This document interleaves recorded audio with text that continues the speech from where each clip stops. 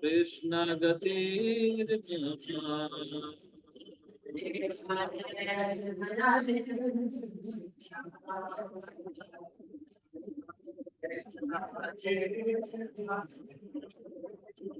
Krishna Ravamai Radha Dravamayo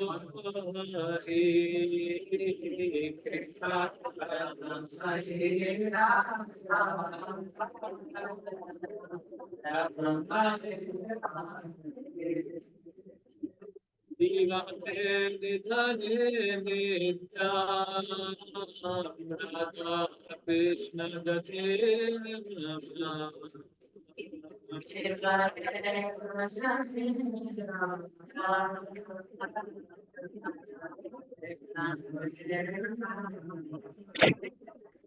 Krishna Vichara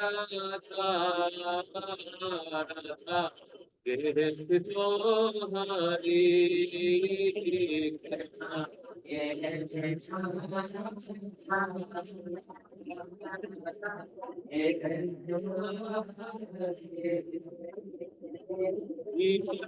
Nidhane Nidhane Nitya Radha Krishna Gati Mama Krishna Chitta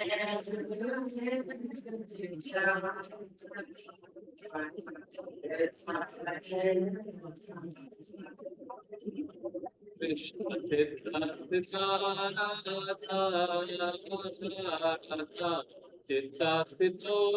Hari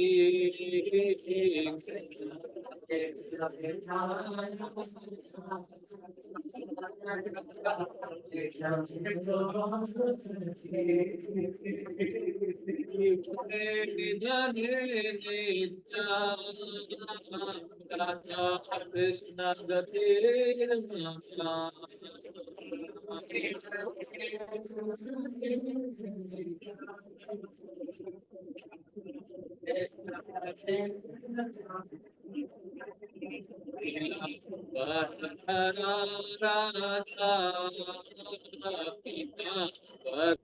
Dharo Hari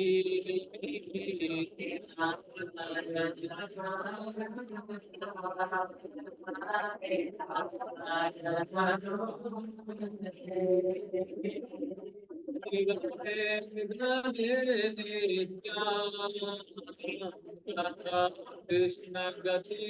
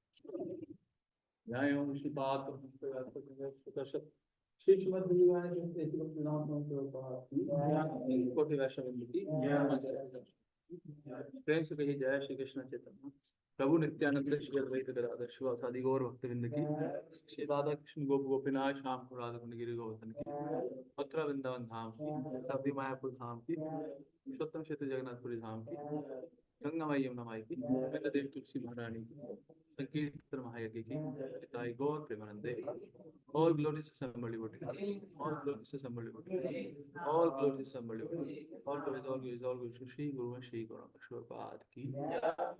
हरे कृष्णा। ओम अज्ञानतिमिरन्धस्य ज्ञानाञ्जनशलाकया चक्षुरुन्मिलितं येन तस्मै श्रीगुरवे नमः। श्रीचैतन्यमनोभीष्टं स्थापितं येन भूतले रूपकदामनीयं ददाति स्वपदान्तिकं वन्देऽहं श्रीगुरुदेवतापदकमलं श्रीगुरुन् वैष्णवांश्च श्रीरूपां साग्रजातं सहगण रघुनाथान्वितं तं सजीवं सावधूतं सावधूतं परिजनसहितं कृष्णचैतन्यदेवं श्रीराधा कृष्णपादान् श्री विशाखावितांश हे कृष्णा करुणा सिंधु दीनबंधु जगतपते गोपेश गोपिकाकांत राधाकांत नमोस्तुते सप्तकांचन गौरांगी भानुसुते देवी प्रणमामि हरिप्रिये वाञ्छाकल्पतरुभ्यश्च कृपा सिन्धुभ्यैव च पतितानां पावनेभ्यो वैष्णवेभ्यो नमो नमः। जय श्री कृष्ण चैतन्य प्रभु नित्यानंद श्री अद्वैत गदाधर श्रीवासादि गौर भक्तवृंद। हरे कृष्णा कृष्णा कृष्णा हरे हरे हरे राम कृष्ण पादाय कृष्ण पृष्ठाय भूतले श्रीमते भक्ति वेदांत स्वामी इति नाम नमस्ते सरस्वती देवी प्रचारिणे निर्विशेष शून्यवादी भाषांतरे।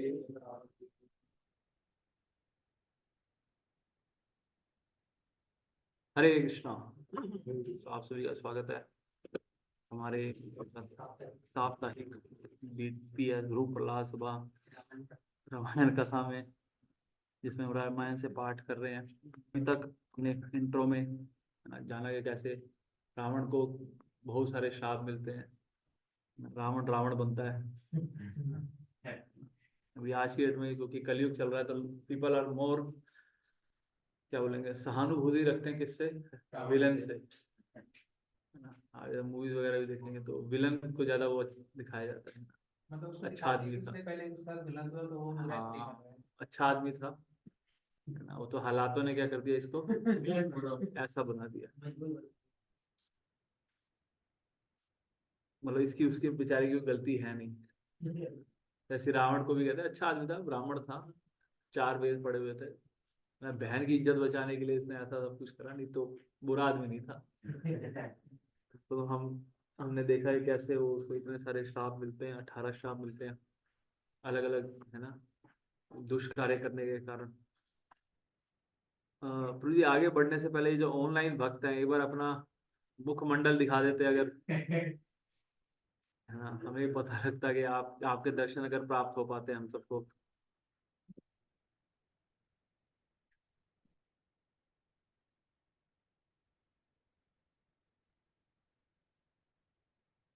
धैर्य क्यों, इतने अंधेरे में क्यों आप?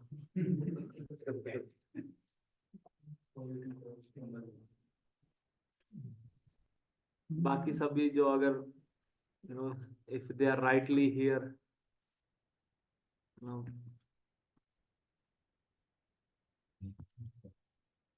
हरे कृष्णा, अरुण को, रजनीश को और राहुल प्रभु, हरे कृष्णा, थैंक यू। सो एक थोड़ा इंसिडेंट हो गया मेरे साथ। मैंने जो कल रात को नोट्स बनाए थे वो सब गायब हो गए हैं। सो विल सी, है ना, हम प्रयास करेंगे जो भगवान बुलाएंगे। तो हमने लास्ट टाइम डिस्कस करा था कि कैसे जो भगवान राम है उनका अवतरण हो चुका है, वो अपीयर हो चुके हैं ना? और उनकी माता कौन होती है? कौशल्या। कौशल्या को आधा हिस्सा मिलता है खीर का, है ना, बाकी आधा किसको दिया जाता है? सुमित्रा को, है ना। उनसे उनसे फिर वो आधा किसको देती है? उसमें से भी आधा 25 का आधा किसको दे देती है? केकई को। और केकई बचा हुआ आधा फिर से वापस सुमित्रा को दे देती है। तो जो केकई होती हैं उनके पुत्र होते हैं भरत, और सुमित्रा के ट्विंस होते हैं, लक्ष्मण और शत्रुघ्न। तो ये महाराज जो दशरथ होते हैं वो, अब एक तो बहुत समय बाद क्या होता है, इनके पुत्र पुत्रियों की संतान उत्पन्न हुई होती है, तो वो बहुत ज्यादा आसक्त होते हैं। यहाँ तक कि वो इतने आसक्त होते हैं कि उनका जो एजुकेशन भी होता है वो जनरली जो कस्टम है कि गुरुकुल में भेजा जाता है सभी को। जनरली जो शूद्र होते थे ना, उनके बच्चे नहीं जाते थे, जनरली नहीं जाते, प्राय नहीं जाते थे, कुछ जाते भी थे। और अलग अलग जो वर्ण होते थे, जैसे वैश्य जो होते थे, उनके बच्चे मतलब 10 या 12 साल की उम्र में जाते थे और 17-18 तक वापस आ जाते थे। जो क्षत्रिय होते थे 7 या 8 की उम्र में जाते थे और 21-22 तक वापस आ जाते थे। जो ब्राह्मण होते थे वो क्या करते थे, वो 5 की उम्र में चले जाते थे और 25 में वापस आते थे, पूरा टाइम, पूरा अपना एजुकेशन पूरी करते थे, क्योंकि उनके गुण ऐसे होते थे, है ना, उनके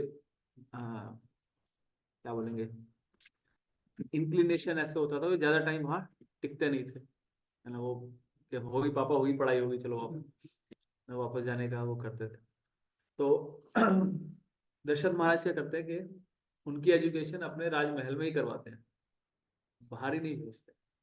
इतने आसक्त होते हैं वो अपने चारों ओर, खास करके इससे राम से। तो एक दिन जब राम लक्ष्मण भरत शत्रुघ्न की एजुकेशन पूरी हो चुकी होती है ना, तो एक दिन उनकी राज्यसभा में विश्वामित्र मुनि आते हैं, मतलब बाहर वो विश्वामित्र मुनि आते हैं अयोध्या के बाहर। तो गुप्तचरों के थ्रू क्या करते हैं, सॉरी गुप्तचर नहीं, क्या बोलेंगे, जो गेट कीपर्स होते हैं उनके थ्रू मैसेज भेजते हैं कि विश्वामित्र आए हैं। तो दशरथ महाराज जाते हैं, उनको रिसीव करके लाते हैं, है ना, अपने यहाँ बिठाते हैं और उनके पाँव धोते हैं, उनको उनके नहाने धोने का प्रबंध करते हैं, उनको उपयुक्त स्थान देते हैं, वेलकमिंग वर्ड्स बोलते हैं।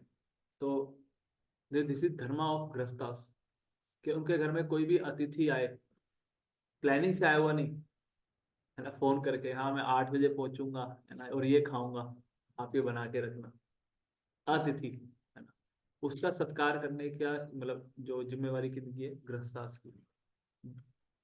दोज हु आर इन ब्रह्मचर्य आश्रम, ब्रह्मचर्य मतलब जो ब्रह्मचर्य पालन कर रहे हैं, मतलब ब्रह्मचर्य आश्रम में है, उनका मतलब उनकी ड्यूटी क्या है, फॉलो द, हाँ, गुरु के आदेशों का पालन करना, follow the instruction of the spiritual master ना। गृहस्थ की ड्यूटी क्या है, अतिथि सत्कार, कि जो भी अतिथि मतलब भक्ति तो तीनों को करनी है, उसके अलावा जो ड्यूटी है चारों को, सॉरी, जो वानप्रस्थ में है उनकी ड्यूटी क्या है, तपस्या करना।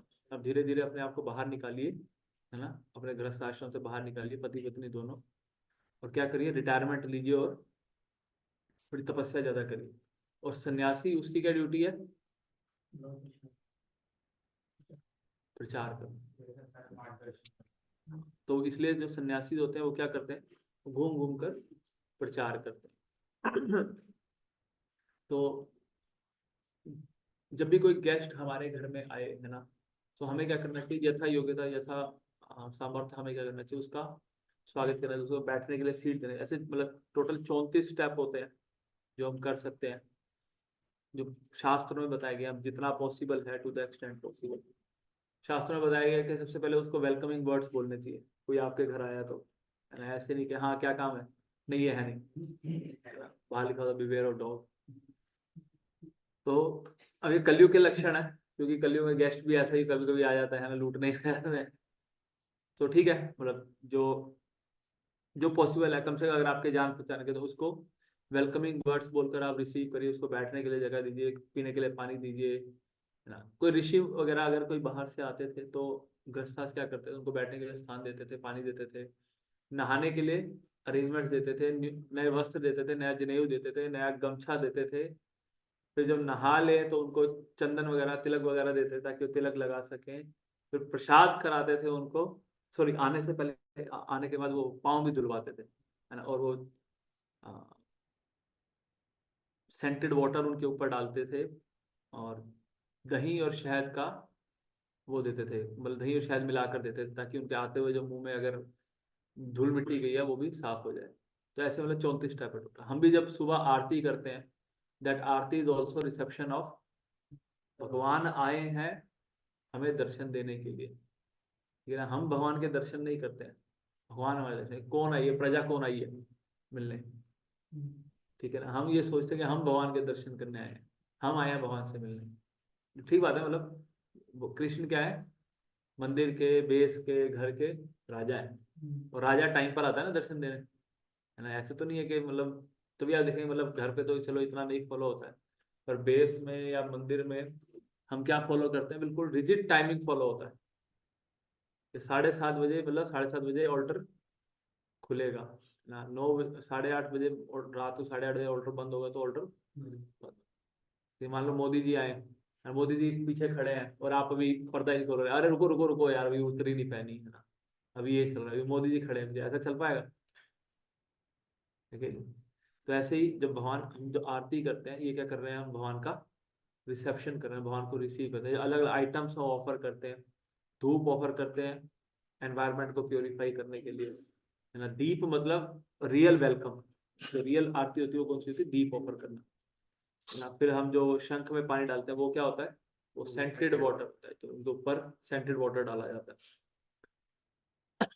जो हम रुमाल ऑफर करते हैं, दैट सिंपलाइज वस्त्र, इदम वस्त्रम, तो हम नया वस्त्र क्या कर रहे हैं, उनको ऑफर कर रहे हैं। फिर चामर करते हैं क्योंकि मक्खी मच्छर उनके पास में है, और ठंडी हवा के लिए हम क्या करते हैं, मोर पंख करते हैं। अभी सर्दियों में तभी आप देखेंगे मोर पंख नहीं करा जाता है, पैन इंडिया में नहीं करा जाता। या फिर जो ठंडे इलाके होते हैं, जैसे मान लो जर्मनी वर्मनी, यूरोप है, पूरे साल ही ठंड रहती है, कुछ ऐसी जगह, तो वहां पे चामर वो इसलिए करा जाता है ताकि भगवान को ठंडी हवा दी जाए। शंख क्यों बजाया जाता है,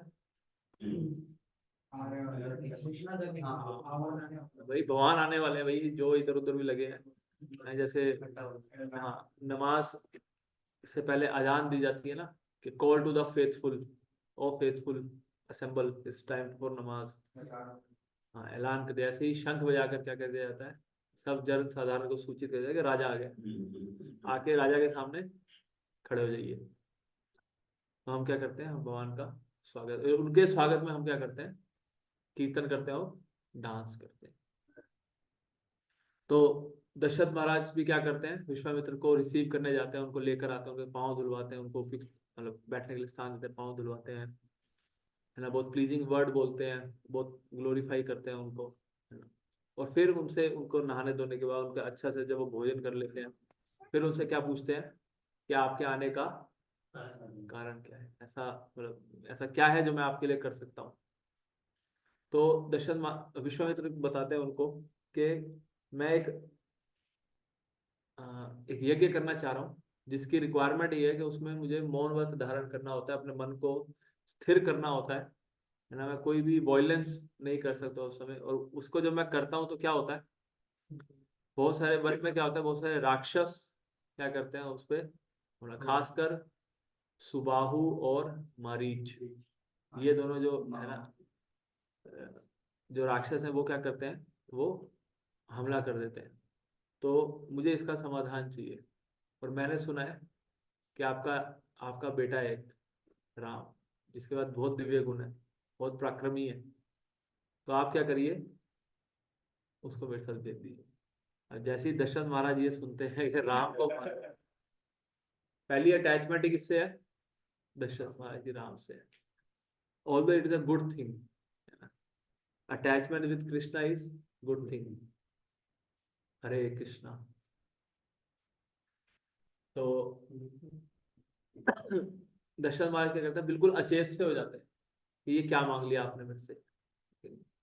तो विश्वामित्र उनको बताते हैं कि आप घबराइए मत, है ना। इस मैं क्या चाहता हूँ, मतलब राम लक्ष्मण क्या रहेंगे, हमेशा सुरक्षित ही रहेंगे। मैं चाहता हूँ कि वो मेरे साथ चले, है ना। और उनकी हमेशा, मैं उनकी रक्षा की जिम्मेवारी भी मैं लेता हूँ, मैं ही करूँगा उनकी रक्षा। पर आप क्या करिए, आप प्लीज मतलब उनको भेजिए, है ना। मैं क्योंकि मतलब ये ब्राह्मणों का कर्तव्य नहीं है कि वो क्या करे, वो असुरों का संहार करे, करने वो कर सकते हैं, है ना। क्योंकि ब्राह्मण चाहे तो क्या कर सकते हैं, मतलब क्योंकि वो सबसे पावरफुल होते हैं चारों वर्णों में, चारों, हाँ चारों वर्णों में सबसे पावरफुल होते हैं। वो चाहे तो मंत्रों की शक्ति से भी क्या कर सकते हैं, किसी को मार सकते हैं, है ना। पर वो क्या होता है, वो बिल्कुल एक्सेप्शन होता है, वो उनका धर्म ही नहीं है। जैसे कहाँ एग्जाम्पल आता है कि किसी ब्राह्मण ने किसी को मारा हो?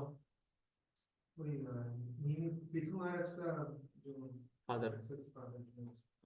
जो वेण होते हैं वो क्या करते हैं, बहुत क्रूर राजा होते हैं, तो वो देखते हैं कि इतनी क्रूरता उनकी बढ़ जाती है कि मतलब प्रजा ही बहुत दुखी हो जाती है ना। और वो ऋषियों मुनियों को भी क्या कहते हैं कि तुम तपस्या वस्या करनी छोड़ो, मेरी भक्ति करो, मैं ही विष्णु से बड़ा, मैं ही हूँ। तो ऋषि जो उस उनके राज पुरोहित वगैरह होते हैं ये सुनते हैं तो क्या करते हैं, मंत्र की शक्ति से उसको मार देते हैं। तो ये बहुत एक्सेप्शनल केस होता है। जैसे परशुराम के बारे में हम सुनते हैं, परशुराम ने क्या करा, 21 बार शत्रु को, भाई वो बहुत ज्यादा जब इंतहा हो जाती है तब वो ऐसा करते हैं। ऐसे नहीं कि आए दिन चलो भैया है ना, अब उठाओ अपना कमंडल है, लो उसमें से पानी और सब करते। हाँ जी, परशुराम बिल्कुल ब्राह्मण थे। तो पर दशरथ महाराज क्या होते हैं, दशरथ महाराज बहुत ज्यादा उनके दिल पे आघात होता है कि क्या मांग लिया आपने। वो कहते हैं इन सब की क्या जरूरत है ना, ये दोनों तो बच्चे हैं अभी, मैं चलता हूँ, मेरी सेना चलती है ना, मैं इनका मारी जो स्वभाव सबका सफाया करूंगा, आप घबराइए मत।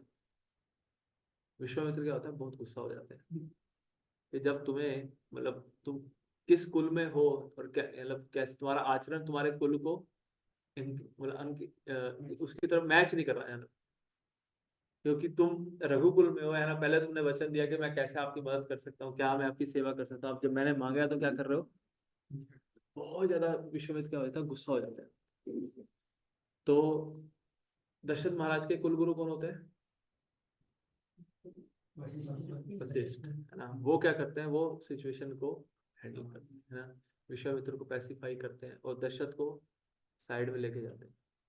उनको बताते हैं कि देखिए अगर विश्वामित्र आपके पास आए हैं मांगने के लिए आपके बेटों को, और जरूर इनमें क्या है, कोई हायर प्लान है ना, आप क्या करिए, आप भेजिए उनको है ना, और वो गारंटी भी दे रहे हैं कि आपके पुत्रों को कुछ नहीं होगा। एक्चुअली में देखिए जो वैदिक टाइम में क्या होता था कि ब्राह्मणों को ना रोका नहीं जाता था कभी भी अंदर आने से, मतलब राजमहल में आने से, वो बेझिझक अंदर आ सकते थे। आउट ऑफ एटिकेट वो क्या करते थे, मतलब द्वारपालों को बोलते थे कि है ना राजा से मिलने के लिए आए हैं, और वो चाहे तो सीधा भी अंदर। और ब्राह्मण अगर कुछ मांगे तो राजा क्या नहीं कर सकता था, मना नहीं कर सकता है ना। अब दशरथ महाराज से भी विश्वामित्र ने क्या मांगे, एक तरीके से उनसे प्राण ही मांग लिए उनके, लेकिन हम आगे भी देखेंगे कि दशरथ इतने आसक्त हो जाते हैं, राम और लक्ष्मण, होना भी चाहिए, भगवान से आसक्ति अच्छी चीज है। तो वशिष्ठ उनको समझाते हैं कि ब्राह्मण अगर कुछ मांगे तो क्या करना चाहिए, तो पीछे नहीं, दे देना चाहिए। पर एट टाइम्स जो देखो ब्राह्मण जो है, जो डिवोटी है, वो आपसे मांगते हुए तो क्या मांगते हैं, आपकी आसक्ति मांगते हैं, जिससे आपको सबसे ज्यादा आसक्ति होती है। अभी मतलब वैसे ही आपसे क्वेश्चन है, अगर मुझे पता लगाना हो कि मैं किस चीज से सबसे ज्यादा आसक्त हूँ, तो कैसे पता लगेगा?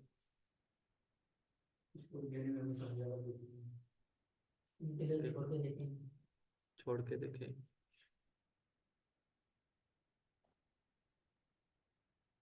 जिसके प्रति हम सबसे ज्यादा एंग्शियस रहते हैं, जिसके चले जाने पे हम बहुत एंजाइटी में आ जाते हैं, जिसके साथ हम ज्यादा समय, जरूरी नहीं है मतलब मेरा कांस्टेंट कंटेम्पलेशन करते रहते हैं, पैसा है, पैसे के साथ नहीं भी समय बिताते तो भी क्या होता है, आसक्ति बनी रहती है कि नहीं?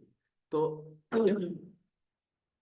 प्रभुपाद जी भी ऐसे एक स्टोरी सुनाते हैं गुरु नानक को कोट करते हुए कि आज के मॉडर्न डे में क्या होता है, लोग people are more you know attach with money, money money money, sweeter than honey, brighter than sunshine, brighter than sunshine, sweeter than honey.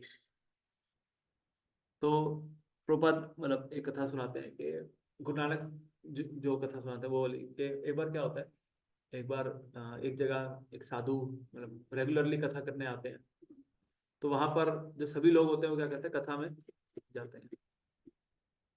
तो उनमें से एक व्यक्ति जो होता है, जो सेठ मतलब वो काफी अमीर होता है, वो नहीं जाता है।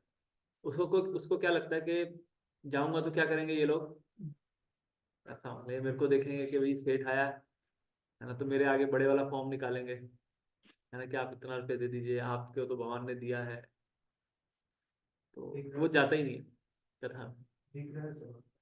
विग्रह सेवा है ना, रोहिणी मंदिर खुलने वाला है ना, अभी 51,000 रुपये डोनेट करिए, 1 लाख रुपए डोनेट करिए, गोल्डन ब्रिक डोनेट। तो वो जाते ही नहीं है। तो उसके जो उनके आसपास वाले फ्रेंड्स होते हैं, पड़ोसी होते हैं, वाइफ होते हैं, वो कहते हैं कि नहीं नहीं आप चलो तो सही, बहुत अच्छा लगेगा आपको, बहुत अच्छा लगेगा, चलो तो चलो सही। तो एक दिन कैसे न कैसे करके वो चला जाता है ना। अब प्रवचन होता है, कथा होती है, कथा के बाद क्या होता है, साधु बोलते हैं कि भाई हमें ऐसे ऐसे आश्रम बनाना है, आप में से जो भी सामर्थ्य रखता है आप क्या करिए, आप दीजिए, दिल खोल के दान करिए ना, तन मन धन से सेवा करिए भगवान की। तो जो सेठ होता है वो समझ जाता है कि देखा, मैं इसलिए नहीं आ रहा था, मैं जानता था ये क्या कर रहे हैं, क्या करेंगे, मेरे को देखते ही इन्होंने वो बड़े वाला पर्चा निकाल लिया, आगे पीछे डोनेशन नहीं मांग रहे, आज ही डोनेशन मांग। तो जो सेंटली व्यक्ति होते हैं, जो साधु होते हैं, वो समझ जाते हैं कि इनके मन में क्या चल रहा है, he is too attach with his money and property. तो ये करते हैं, कथा के बाद उस व्यक्ति को अप्रोच करते हैं, उस सेठ को, उसको बोलते हैं कि ये मैं आपको कुछ दे रहा हूँ है ना, ये जब मैं मांगूंगा ना आपसे तो आप वापस कर दीजिएगा, आप इसे संभाल के रख सकते हैं। तो वो कहता है ये साधु ऐसा क्यों बोल रहे हैं मेरे को, ऐसा क्या देना चाह रहे हैं। वो सोचता है, फिर कहता है ठीक है दे दीजिए आप, है ना, प्रयास करें, मतलब संभाल के रखेंगे, दे देंगे आपको। तो साधु क्या करते हैं, अपनी जेब से एक सुई निकालते हैं और उसके हाथ में रखते हैं, आप इस सुई को क्या करिए, आप रखिए अपने पास, और अगले जन्म में जब मैं आपको मिलूंगा ना तो आप क्या करिएगा, ये सुई मुझे वापस कर दीजिए। तो जो सेठ होता है वो परेशान हो जाता है, यार क्या दिया, सुई ले जा सकते हैं अगले जन्म में, हैं? ले जा सकते हैं। तो मना करता है कि जी मैं तो नहीं ले जा पाऊंगा। तो साधु उसे रियलाइज कराते हैं कि आप ये सुई अगले जन्म में नहीं ले जा सकते, है ना, आप जिन चीजों से आ सकते हैं क्या उसको आप अगले जन्म में ले जा सकते हैं, इस बॉडी को भी ले जा सकते हैं क्या, even you have to leave this body here, जिसके लिए हमने सब कुछ करा। आप देखिए, चाहे बैंक बैलेंस है, प्रॉपर्टी है, पत्नी है, बच्चे हैं, रिश्तेदार हैं, माता पिता हैं, ये सब की शुरुआत कहाँ से होती है, बॉडी से ही होती है। क्योंकि पहले ये बॉडी है, इस बॉडी से संबंधित है ना वो, मेरी माता से मेरा जो संबंध है वो मेरी बॉडी के कारण है ना। अगर मैं इस शरीर से बाहर आ जाऊं, कौन सी माता, है ना, कितनी माता ही हुई आज तक, है कि नहीं, क्योंकि पहली बार माता थोड़ी बनी है। और वो माता भी तो किसी मतलब किसी और की बेटी रही हो, मतलब कितनी बार उसकी भी कितनी माता पिता रहे होंगे। तो मेरा जो संबंध है मेरे रिलेटिव से, जिस भी चीजों से, इस भौतिक संसार से, किसकी वजह से है, शरीर की वजह से। और ये शरीर भी क्या है, शरीर भी साथ ले जाएगा। एक मूवी थी मुकद्दर का सिकंदर, गाना आता है फनी सा के, जिंदगी तो बेवफा है एक दिन ठुकराएगी, है ना, उसके आगे वाली लाइन नहीं बोलो, आप सोच जाओ, मौत के गले लगाएगी। तो कहने का मतलब ये है कि हम व्यर्थ ही क्या होते हैं, इन चीजों से अटैच होते हैं। इवेंचुअली ये सब क्या करना है, हमें छोड़ना ही है। और अगर कोई जो सीनियर्स हैं, ब्राह्मण हैं, भक्त है, हमसे कुछ मांग ही रहे हैं, तो अल्टीमेटली उसमें फायदा किसका है, हमारा ही है। अब देखिए, जब आप स्कूल में पढ़ते होगे, है ना, किसी ने आपकी पेंसिल ले ली, है ना, उस पर लड़ाई हो जाती होगी, रबड़ ले लिया मेरा, है ना। अभी हम जब उस चीज को सोचते हैं तो क्या लगता है, क्या है, छोटी सी चीज के लिए हम क्या करते रहते हैं। अभी भी आज हम जिन चीजों से आ सकते हैं, आज से 10 साल, 15 साल, 20 साल बाद क्या लगेगा, यार एक नंबर के लिए इतनी, है ना, या इस चीज के लिए, मतलब किसी भी चीज के लिए। तो हम जहां पर भी होते हैं ना, वहां के उसके आसपास की चीजों से बहुत आसक्त हो जाते हैं। पर अगर कोई डिवोटी, है ना, कोई सीनियर अगर हमसे उस आसक्ति को छोड़ने के लिए कहता है, तो हमें क्या लगता है कि ये हमारा दुश्मन है ना, इसने मुझे ऐसा क्यों बोला है, ये क्यों कर रहा है। असल में वो क्या चाहते हैं, हमारा ही भला चाहते हैं, हमारे ही मतलब हमें हमारी आसक्ति को काटना चाहते हैं, अननेसेसरी पुलिंग यू डाउन। तो विश्वामित्र क्या करते हैं, जब इस तरीके से गुस्सा करते हैं, वशिष्ठ समझाते हैं उनको कि दशरथ आप क्या करिए, राम और लक्ष्मण को जाने दीजिए। और फिर दशरथ बहुत ही भारी हृदय से क्या करते हैं, ठीक है ले जाओ, और विश्वामित्र क्या करते हैं, अब उनको लेकर आगे बढ़ते हैं। अयोध्या किसके किनारे है, कौन सी नदी के किनारे है? सरयू नदी पे, है ना। आप आगे जाएंगे तो उसमें वो गंगा जी से मिलती है। तो सरयू के साथ साथ वो क्या करते हैं, अयोध्या जो है वो ईस्ट में, ईस्टर्न यूपी वाली साइड में है जो अयोध्या है। और थोड़ा और आगे जाएंगे तो बिहार शुरू हो जाता है। उस मतलब जिस समय ले जा रहे थे उस समय उम्र क्या होगी राम लक्ष्मण की? 13 या 14 साल ऐसा बताया गया, एग्जैक्ट नहीं, मतलब मेरे को ये याद है 13 14। तो यूपी के जस्ट राइट में बिहार, और उसके ऊपर कौन है, नेपाल शुरू हो जाता है, मिथिला है। तो आगे जाते हैं, और आगे जाते जाते वो एक ऐसे स्थान पर पहुंचते हैं जहां पर ना बहुत घना जंगल होता है। साथ साथ अपने नोट्स खोल लेता हूँ, ये जो मैं वो करा था वो तो मैं मतलब सेव हो नहीं पाए। तो सॉरी, उससे पहले विश्वामित्र क्या करते हैं, राम और लक्ष्मण को ट्रेनिंग देते हैं, है ना। उनको स्पेशल मंत्र प्रदान करते हैं, बल और अति बल, ये दो शक्तियां प्रदान करते हैं, जिससे आप क्या करोगे, असुरों का संहार करोगे। थोड़ा और आगे बढ़ते हैं तो ऐसे जंगल में पहुंच जाते हैं जिसके अंदर जाने पर सूरज ही नजर नहीं आता है, बहुत ही घना जंगल। तो राम जो है विश्वामित्र से पूछते हैं कि ये कैसी जगह है। पहली बार उन्होंने पहली बार देखा होता है, और तो वो तो विष्णु है, भगवान है, पर फिर भी क्या कर रहे हैं, वो मनुष्य लीला कर रहे हैं, तो इसलिए पूछते हैं उनसे कि ये कैसी जगह है, और यहाँ पर इतना सन्नाटा क्यों, ऐसा क्यों है। तो विश्वामित्र बताते हैं उनको कि यहाँ पर एक बहुत ही खतरनाक राक्षसी रहती है, ताटक। हाँ, मतलब हमने ताड़का भी सुना होगा उसका नाम, पर जो वाल्मीकि रामायण में, जैसे इंग्लिश इंग्लिश वाली में और हिंदी वाली में, दोनों में मैंने पढ़ लिया, दोनों में ताटक बोला गया उसको, ताटक। बचपन से मैंने भी ताड़का ही सुना है। एक जब हम छोटे होते थे तो एक गुरदास मान का एक सॉन्ग होता था, मेरे देश में पटिया फिल्मा ने, कुछ दारू सिगटा चिलमा ने, कुछ गैर कानूनी इल्मा ने, मेरा सारा मुल्क बिगाड़ता। दो सुनो सुनो। तो वो मतलब वो कंपेयर करता है कि जो मॉडर्नाइजेशन है उसको ताड़का से कंपेयर करता है, मर गए चाची ताड़का, ऐसे करके वो वाला गाना है।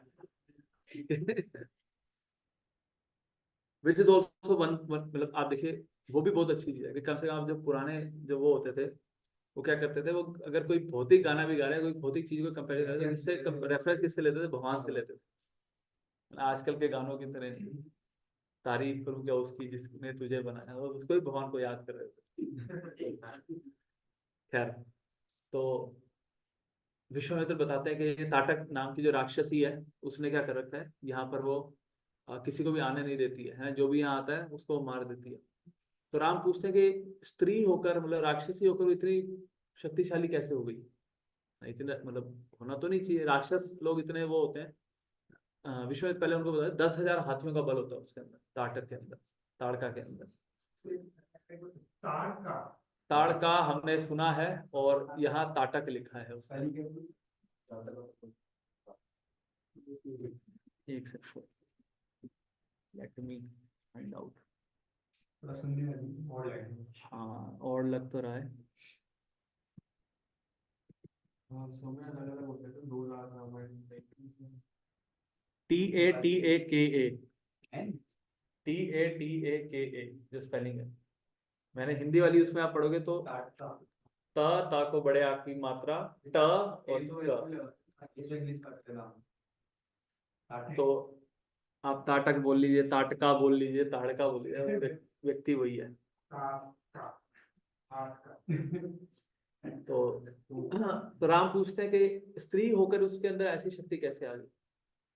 तो बताते हैं कि ये जो ताटक थी, ये राक्षसी थी नहीं, इसको ब्रह्मा जी ने वरदान दिया था कि आपके अंदर 100 हाथियों की शक्ति है, और इसके इनके जो पति थे उसका नाम था सुंद। अब सुंद क्या करते हैं, सुंद का अगस्त्य ऋषि के प्रति कोई अपराध हो जाता है, जो राजा सुंद होते हैं, और अगस्त्य ऋषि क्या करते हैं, उनको श्राप देकर मार देते हैं। तो सुंद और जो ताड़का और उसका बेटा मारीच, ना ये क्या करते हैं, अगस्त्य ऋषि पर हमला कर देते हैं, और दो ह्यूमन फॉर्म में होते हैं और हमला कर देते हैं। तो अगस्त्य ऋषि जब ये देखते हैं कि ये मुझे मारने आ रहे हैं, तो इन दोनों को श्राप दे देते हैं कि आप क्या बन जाओ, आप राक्षसों जैसी हरकतें कर रहे हो, है ना, किसी ऋषि पर आप हमला कर रहे हो, तो आप क्या बन जाओ, आप राक्षस ही बन जाओ। तो तब से ताड़क, ताड़का और मारीच जो है वो क्या बन के घूम रहे हैं, राक्षस। एक चीज मैं बताना भूल गया, सॉरी, क्योंकि मेरे नोट्स नहीं है। तो जब दशरथ आनाकानी कर रहे होते हैं ना विश्वामित्र को लेके जाने के लिए, तो विश्वामित्र बताते हैं कि जो सुबाहु और मारीच है ना, ये किसके फॉलोअर्स हैं, रावण के फॉलोअर्स। जब दशरथ ये सुनते हैं तो और भी ज्यादा क्या हो जाता है, डर जाते हैं कि राम को लेके जा रहे हैं रावण से वो युद्ध कराने के लिए, है ना, रावण के फॉलोअर से वो कराने के लिए। क्यों? क्योंकि रावण ने ना रघुकुल में ही एक और एक राजा होते हैं, अन्ना, अन्ना, एक सेकंड, उनका नाम होता है,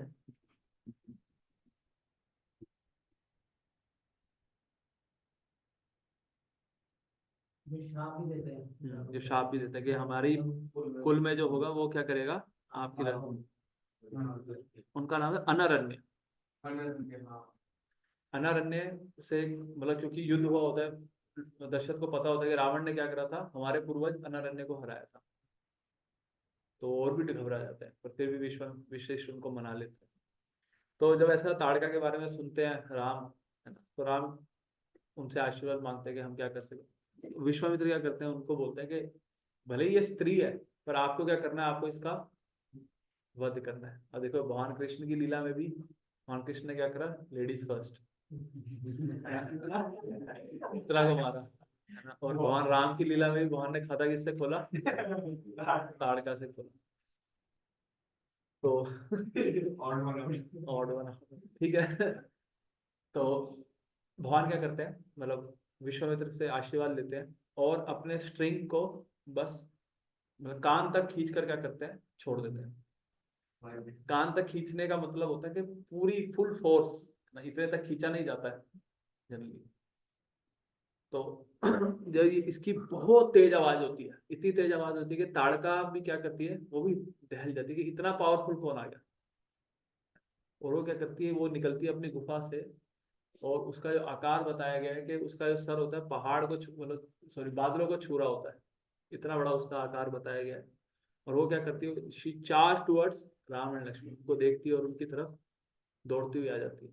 और राम लक्ष्मण क्या करते हैं, बहुत ही कुशलता से बाण चलाते हैं, ऐसे बाण चलाते हैं कि ऐसा लग रहा था कि उनका जो धनुष है वो सर्कल की शेप का है। सर्कल की, अभी जैसे आप धनुष सीधा होता है, उसको खींचते हैं तो कैसा हो जाता है, वो कर्व हो जाता है। तो इतने तेज तेज बाण चला रहे होते हैं, ताड़कों को देख करके कैसा लगता है, वो सर्कल की शेप का ही है, वो सीधा होता ही नहीं है।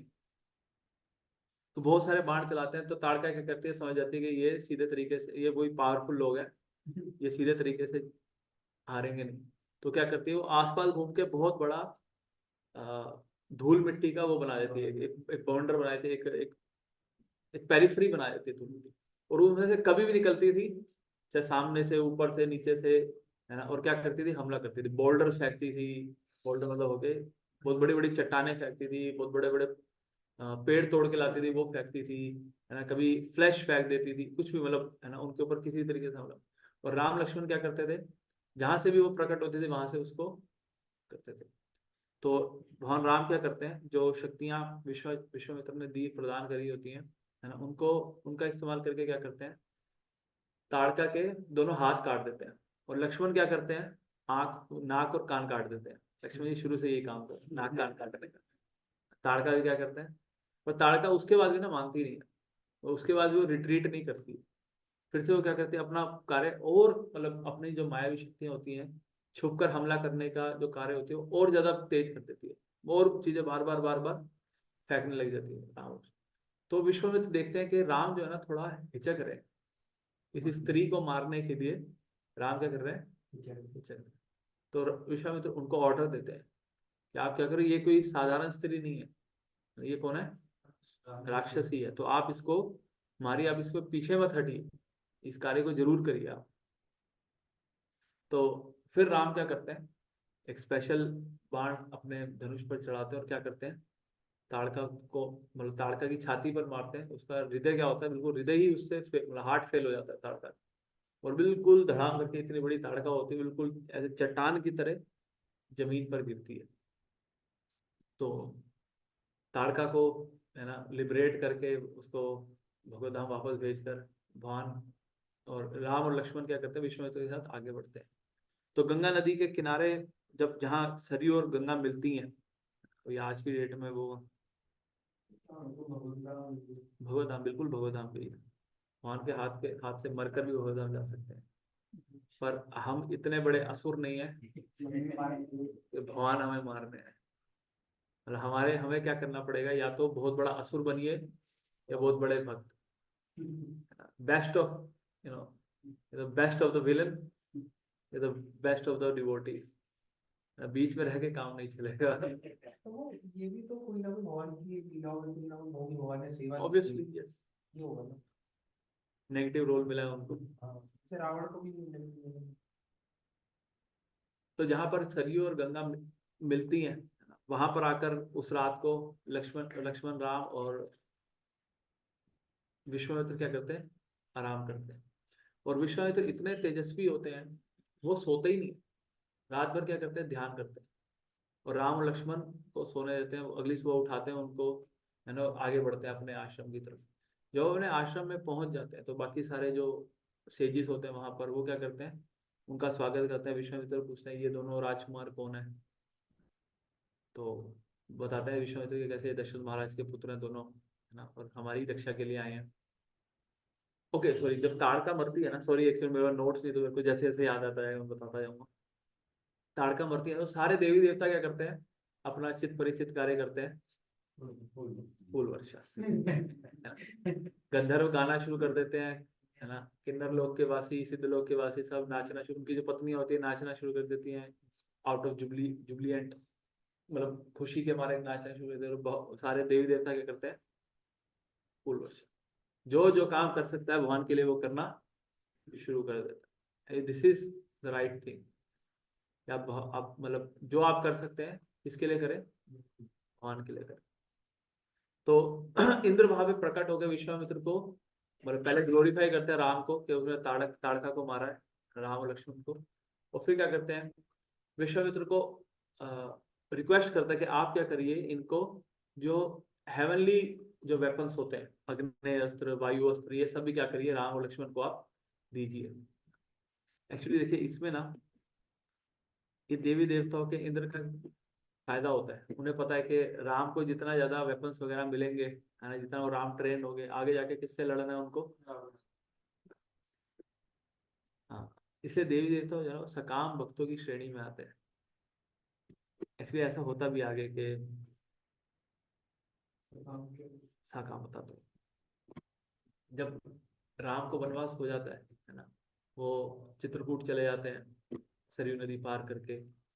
तो पीछे जब भरत वापस आते हैं, उनको पता लगता है कि ऐसे ऐसे हो गया, तो वो वशिष्ठ को, तीनों रानी, तीनों माताओं को लेकर, सारी प्रजा को लेकर, सारे सैनिकों को लेकर क्या करते हैं, चित्रकूट जाते हैं।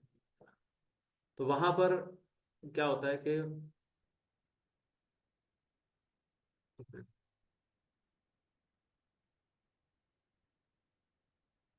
ये कैसे आए थे, इससे पहले वाला पॉइंट क्या था, हाँ सकाम। तो सभी लोग क्या करते हैं, भगवान से रिक्वेस्ट करते हैं कि आप वापस चलो, है ना। वशिष्ठ भगवान को कहते हैं कि ये मेरा आज्ञा है, चलो वापस चलो, है ना। तो भगवान राम क्या करते हैं, मना कर देते हैं।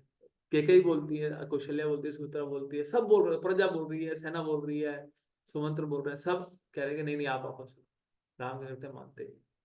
तो सब लोग बहुत एंशियस होते हैं कि भगवान वापस चले जाए, और देवता भी एंशियस होते हैं कि कहीं वापस ना चले जाए, ऐसा कहीं मान ना जाए, नहीं तो हमारा क्या होगा। सो हाँ, रावण इतना परेशान करता था कि वो ये सब उनके घर सर्वेंट बने घूमते थे, पानी पिलाते थे, झाड़ू पोछा मारते थे। हाँ, यमराज को भी अपने यहाँ काबू मतलब बंदी बना रखा था, ये बंदी नहीं हो सकता। तो वैसे इतनी ग्लोरीज थी रावण की। तो तो ये देवता क्या होते हैं? सकाम भक्त, कि भक्ति कर रहे हैं भगवान की, पर किसके साथ? मोटिव के साथ, कि कहीं है ना हमारी सीट ना चली जाए, हमें भी सुख संपत्ति घर आवे, कष्ट मिटे तन का स्वामी, कष्ट मिटे तन का, है ना। कई बार हम भी भक्ति कर रहे होते हैं भगवान, प्लेसमेंट, नौकरी, ये मतलब कुछ कुछ और मांग रहे हैं, जिसकी नौकरी लग जाती है फिर वो बड़ी चीज मांगते हैं, कुछ और मांगते हैं, भगवान स्विच करवा दो, है ना, भगवान शादी करवा दो, मेरी शादी नहीं हो रही भगवान, आपका दिया सब कुछ है मेरे पास। अलग अलग स्टेज पर अलग अलग चीज से क्या होता है, व्यक्ति आसक्त होता है, तो वही मांगता है। But we should know that Krishna is more intelligent, हमसे ज्यादा क्या है, भगवान को हमारी चिंता है। तो अगर भगवान से हमें मांगना भी चाहिए तो रिक्वेस्टिंग मोड में मांगना चाहिए, ऑर्डर नहीं देना चाहिए भगवान को। कैसे रिक्वेस्टिंग मोड में मांग सकते हैं हम? कि Krishna if you so Dzire, अगर आपको लगता है ये मेरे लिए ठीक होगा, आप मुझे ये दे दीजिए। तो जैसे हम वृत्रासुर के केस में देखते हैं कि इंद्र ने क्या, इंद्र जीत गया, है ना, वृत्रासुर हार गया, पर असल में कौन जीता? वृत्रासुर हार के भी जीत गया, हार के जीतने वाले को वृत्रासुर कहते हैं। ठीक है, वृत्रासुर क्या करते हैं, मतलब भगवत धाम चले जाते हैं, और इंद्र जीत कर भी क्या करते हैं, हार जाते हैं। यही बहुत भौतिक संसार में फंसे के फंसे रह जाते हैं। तो जब वो उनके आश्रम में पहुंचते हैं, विश्वामित्र के आश्रम में पहुंचते हैं, तो राम उनसे परमिशन मांगते हैं कि आप हमें जिस कार्य करना बताइए, हम आपकी और क्या सेवा कर सकते हैं। तो वशिष्ठ कहते हैं कि कल से हम क्या कर रहे हैं, यज्ञ शुरू कर रहे हैं, जिसमें क्या लगेंगे, पूरे 6 दिन 6 रात लगेंगे। आपको क्या करना है, उसकी रक्षा करना। और अब मैं क्या रहूंगा, मैं उसमें कुछ बोलूंगा नहीं, मैं मतलब क्योंकि मेरे उस यज्ञ की रिक्वायरमेंट है। तो अगले दिन यज्ञ शुरू होता है, सारे स्टैटिक, सारे जो अनमिटेड, जो उस आश्रम में जो लोग होते हैं, वो क्या करते हैं, उस यज्ञ में लग जाते हैं। राम लक्ष्मण किस में लग जाते हैं, उनकी रक्षा करते हैं, धनुष बाण। 6 दिन 6 रात तक राम लक्ष्मण क्या करते हैं, वो लोग यज्ञ करते हैं और ये उनकी रक्षा करते हैं। और छठे दिन क्या होता है, बिल्कुल बादल घिर जाते हैं, सूर्य छुप जाता है ना, अंधकार छा जाता है ना, सारे बैड ओमन्स, है ना, जो पशु पक्षी हैं वो चिल्लाना शुरू कर देते हैं, ऐसे बैड ओमन्स आने लग जाते हैं, है ना। आकाश में जो गधे होते हैं वो रेंगना शुरू कर देते हैं, ऐसा बताया गया शास्त्र में। गधों की जो आवाज होती है वो कोई मतलब शुभ शुभ संदेश नहीं होता है। इवन मतलब कलयुग में भी यही है, गधों का बोलना कोई ज्यादा वो नहीं होता है, बेनिफिशियल नहीं होता है। तो राम और लक्ष्मण क्या देखते हैं कि जरूर कुछ क्या होने वाला, अब हमला हो। और उसी समय वहां पे दो भयंकर असुर प्रकट होते हैं, मारीच और सुबाहु, और अकेले नहीं आते, अपने साथ बहुत सारे राक्षसों को लेकर आते हैं, सांगोपांग पार्षदों के साथ आते हैं अपने।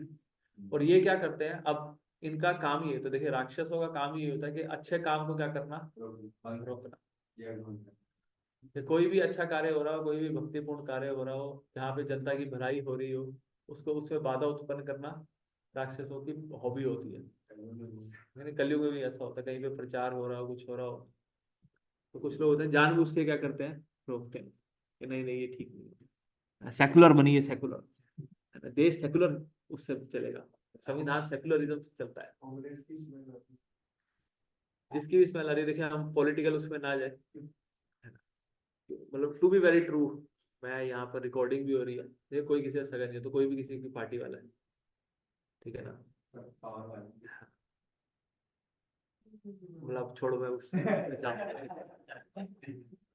बट ये रियलिटी कि हाँ, कोई कंप्लीट ब्लैक और कंप्लीट वाइट नहीं होता है, बहुत कुछ ज्यादा काले ग्रे होते हैं, कुछ थोड़े हाँ different shades, multi billion shades of grey. तो अगर इतना ही वो होता ना, तो अब तक बहुत सारी चीजें देश में चेंज हो गई होती, 10 साल नहीं लगते उसको होने में। अब जो भी उनका प्लान है, जो भी कर रहे हैं, what ever be the case. तो वापस आते हैं, उस समय क्या होता है, राक्षस वगैरह ये सब मारीच और सुबाहु क्या करते हैं, और बहुत सारे राक्षस मिलकर, मतलब अब पूरा अंधेरा हो चुका है, क्या करते हैं, कोई मतलब ऊपर से मल त्याग कर रहा है, है ना, वो यज्ञ कुंड में गिर रहा है, कोई मरे हुए जानवर फेंक रहा है, कोई पस फेंक रहा है, बाल, ऐसे जो भी हाँ कंटेमिनेटेड चीजें होती हैं, अवोमिनेटेड चीजें होती है, वो क्या कर रहे हैं, वो फेंक रहे हैं और बार मतलब हमला कर रहे हैं, है ना, बिल्कुल पास तक आ जा रहे हैं हथियार लेकर, है ना, डरा रहे हैं ऋषियों को। तो राम लक्ष्मण क्या करते हैं, धनुष धनुष बाण निकालते हैं और एक एक करके उनको मारना शुरू करते हैं। तो मारीच को तो भगवान क्या करते हैं, ऐसा बाण मारते हैं कि मारीच 800 योजन दूर सीधा जाके समुद्र में गिरता है ना, एक ही बार में उसका सफाया कर देते हैं भगवान। और फिर भी ये राक्षस क्या करते हैं, इकट्ठे होकर जब ये देखते हैं कि राम लक्ष्मण बहुत ज्यादा, पहली बार है ना कोई ऐसा मतलब व्यक्ति बुला के लाए हैं, ये विश्वामित्र है ना, जिसने क्या करा है, इनको चैलेंज दिया, तो क्या करते हैं, वो रिट्रीट करते हैं और सारे एक साथ फिर से क्या करते हैं, हमला करते हैं। और राम लक्ष्मण बहुत हीरोइज्म से, बहुत ज्यादा उससे वेग से क्या करते हैं, इनकी रक्षा करते हैं, एक एक करके सारे असुरों को मारते हैं। और राम ही एक ऐसा बाण मारते हैं कि उससे सुबाहु भी क्या करता है, सुबाहु का जो हृदय होता है वो धड़कना बंद कर देता है। तो सारे इन सबको जब वो करते हैं, यज्ञ समाप्त हो जाता है, तो विश्वामित्र बहुत प्रसन्न होते हैं, बहुत आशीर्वाद देते हैं राम लक्ष्मण को। और राम फिर उनसे पूछते हैं कि आपकी और कोई आज्ञा है हमारे लिए। तो विश्वामित्र बताते हैं कि हाँ, मैं चाहता हूँ कि आप मेरे साथ जनकपुरी चलिए, मिथिला चलिए, तो वहां शिव जी का एक धनुष है, हाँ, उसके दर्शन करने के लिए मैं चाहता हूँ आप उसके दर्शन करें। विश्वामित्र भी जानते हैं कि भाई है ना क्या करवाना है आगे। एक्चुअली विश्वामित्र को पता है कि भगवान भगवान कौन है, राम कौन है। तो नेक्स्ट डे है ना, जो सारे सेजिस होते हैं उस हर्मिटेज के, वो क्या करते हैं, अपनी बैलगाड़ियां वगैरह तैयार करते हैं, बहुत सारा सामान उसमें डालते हैं, जो भी उनको राजा को गिफ्ट वगैरह देना होता है वो सब डालते हैं। वो क्या करते हैं, अभी जहाँ गंगा नदी सरयू से मिलती है वो बिहार में पड़ता है, और बिहार के ऊपर नॉर्थ में कौन से वो पड़ता है अभी, नेपाल, नेपाल में क्या है, मिथिला, तो वहां जाते हैं। अब जब मिथिला में रास्ते में जा रहे होते हैं, तो मिथिला जो नगरी होती है उससे जस्ट बाहर एक वीरान सुनसान सा एक आश्रम होता है, बिल्कुल मतलब वहां कोई नहीं होता, ऐसा पता लग रहा होता है कि किसी ऋषि का आश्रम है। तो भगवान राम पूछते हैं विश्वामित्र से कि ये किसका आश्रम है और इसकी ऐसी हालत क्यों होगी, ये इतना वीरान क्यों है। तो जो विश्वामित्र होते हैं वो बताते हैं कि ये गौतम ऋषि का आश्रम है, गौतम ऋषि। और फिर वो स्टोरी नरेट करते हैं कि कैसे एक बार इंद्र, जो गौतम ऋषि की पत्नी होती है वो कौन होती है, अहिल्या, बहुत सुंदर होती है। और इंद्र मतलब है ना, अब सकाम भक्त है तो उसकी भी क्या है, उसके अंदर भी इच्छा है भोग करने की, भक्ति कर रहा है, ठीक है भगवान आपको भी देंगे, 1% आपका 99 मेरा, भगवान। तो इंद्र क्या करता है, इंद्र अहिल्या को देखता है और बिल्कुल मोहित हो जाता है। और क्या करता है वो, जब गौतम ऋषि बाहर जाते हैं आश्रम से अपने, तो हूबहू गौतम ऋषि बनकर अहिल्या के सामने आ जाता है और अहिल्या को अप्रोच करता है कॉपुलेशन के लिए। पर अहिल्या भी समझ जाती है कि कौन है, इंद्र है, गौतम नहीं है। फिर भी वो क्या करती है, मना नहीं करती, वो क्या करती है, इंद्र का संग करती है। जो गौतम ऋषि जब वापस आते हैं और वो देखते हैं कि ऐसे दोनों ने क्या करा है, मतलब मेरे पीछे ऐसा कार्य करा है, तो इंद्र को भी श्राप देते हैं और अहिल्या को श्राप देते हैं कि वो क्या बन जाए, पत्थर बन जाए। तो हमने जो सुना है कि राम क्या करता है, उस पत्थर पर पांव रखते हैं और फिर अहिल्या क्या बन जाती है, वापस अहिल्या बन जाती है, पत्थर। वाल्मीकि रामायण में लिखा गया कि जैसे ही उस आश्रम में कदम रखते हैं राम, तभी अहिल्या क्या बन जाती है, उस शिला से फिर से अहिल्या बन जाती है, और गौतम ऋषि भी उनको स्वीकार कर लेते हैं वापस, क्योंकि भगवान के चरण कमलों से वो पवित्र हुई हैं, उनको प्योरीफाई हुई हैं। तो अहिल्या का उद्धार करने के बाद फिर भगवान क्या करते हैं, भगवान राम लक्ष्मण विश्वामित्र के साथ मिथिला पहुंचकर वो क्या करते हैं, महल के बाहर ही आकर फिर से, क्योंकि छोड़ दिया, वो शापित था ना, मतलब अहिल्या को शिला बनाकर गौतम ऋषि ने वो स्थान छोड़ दिया था। अहिल्या वापस चली जाती है फिर जब अहिल्या, हाँ जी, इंद्र को भी मिला होगा कोई ना कोई श्राप, मिलते ही रहते थे इंद्र को भी बहुत सारे श्राप। हाँ, इंद्र पर भी एक वो बनाया जाता है, कंपाइलेशन बनाया जाता है, रावण को 18 श्याम दिए थे, इंद्र को भी बहुत सारे। मतलब जब इंद्र की तीन पोस्ट होता है उनको गॉड कैसे बनते हैं? तो ये गॉड नहीं है, वो डेमी गॉड है। डेमी गॉड मतलब देवता। टेम्परेरी टेम्परेरी वो कॉन्ट्रेक्चुअल जॉब है उनकी, पोस्ट है कि भाई वो थोड़े टाइम के लिए बैठे हैं। तो एक्चुअली देखिए, इंद्र की जो पोस्ट है ना, वो इंद्र का जो कार्यकाल है बहुत लंबा है। 71 चतुर्युग, एक मनवंतर, ये इंद्र का कार्यकाल है। 71 चतुर्युग मतलब एक चतुर्युग क्या हो गया, द्वापर, कलयुग, द्वापर, त्रेता, सतयुग, मतलब ये टोटल कितने हो गए, 43,20,000 ईयर्स। ये एक चतुर्युग है, इंटू 71 ये इंद्र का। अब इतने उसमें तो इनसे क्या होता है, रोज गलतियां नहीं होती है, वंस इन अ वाइल पर गलती करता है इंद्र। पर फिर भी भगवान क्या कहते हैं, एक्चुअली देखिए आप, कृष्ण भी ना, है ना, सही प्रभु धन्य जिन्हें छाड़े निज जन, सही सही भक्त धन्य जिन्हें छाड़े प्रभु रे चरण, सही ठाकुर धन्य जिन्हें छाड़े निज जन। तो ये जो प्यार है ये चैतन्य चरितामृत में आता है। और चैतन्य महाप्रभु जब मुरारी गुप्त से बात कर रहे होते हैं तब ये प्यार को बोलते हैं। वो बोलते हैं कि कैसे वो भक्त धन्य है जो किसी भी स्थिति में भगवान को नहीं छोड़ते, और वो भगवान भी धन्य है जो क्या करते हैं, अपने भक्त को किसी स्थिति में नहीं छोड़ते। तो यहाँ पर जो भगवान है वो इंद्र गलतियां कर रहा है बार बार, पर फिर भी क्या करते हैं, उसको फिर भी मौका देते हैं। अगर देखिए वो गलती करके निकालना होता तब तक तो इंद्र को भी कब का निकाल चुके, तो हम तो, मैं तो पहले दिन ही घुसने ही नहीं देते, लेकिन अपनी भक्ति करने नहीं देते। अब ये देखिए हम भगवान के सामने जाते हैं, भगवान को नहीं पता हमारे अंदर क्या चलता है, क्या करना चाहता है, और हम दुनिया को धोखा दे सकते हैं, अपने आप को धोखा दे सकते हैं, है ना। अब देखो हमने कई कई बार भगवान से वादे भी करे, भगवान अब से सुधर जाऊंगा, अब नहीं करूंगा, है ना, इस बार भगवान सॉरी माफ कर दो। जितनी मात्रा में हम प्योरीफाई होते हैं ना, उतना ही हम भगवान को क्या करते हैं, अपनी गलती मानते हैं, है ना, भगवान से माफी मांगते हैं कि हाँ भगवान Krishna, this is not going right, मैं ये गड़बड़ करता हूँ, एडमिट करता हूँ, और मैं भगवान को रिक्वेस्ट करता हूँ, प्रॉमिस करता हूँ कि हाँ भगवान आप मेरे को सद्बुद्धि दीजिए कि मैं इसको क्या कर सकूँ, ठीक कर सकूँ। फिर हम गड़बड़ करते हैं, बार बार गिरते हैं, पर भगवान क्या करते हैं, भगवान फिर से हमें मौका देते हैं। This quality of Krishna, and it is also found in saintly people also. Rupa ji के कितने डिसाइपल थे, मतलब क्या क्या नहीं करा उन्होंने, मतलब लिटरली क्या क्या नहीं करा उन्होंने। आपस में लड़ते थे ना तो ऐसे बात करते थे, I will break your bones, मतलब छोड़ो, मैं बोल नहीं रहा, मतलब क्योंकि सब पैशनेट अमेरिकन नए नए भक्त हैं ना। जब प्रभुपाद जी ने शरीर छोड़ा तो सबसे पुराना भक्त कितने साल पुराना था, 12 साल पुराना। अब सोचिए कोई 6 साल पुराना है, 7 साल पुराना है, 4 साल पुराना है, 10 साल पुराना है। वो क्या कर रहे हैं, वो गुरु बने हुए हैं, सन्यासी बने हुए हैं, दीक्षा दे रहे हैं, ठीक है नहीं। मेरे को तो नाम याद नहीं आ रहा, शायद सतस्वरूप महाराज थे या कौन थे, 26 साल की उम्र में दीक्षा देनी शुरू कर दी थी, 26 ईयर्स। 6 आप में से कुछ लोग 20 के होंगे, 21 के होंगे। गौरव को कितने साल के हो आप,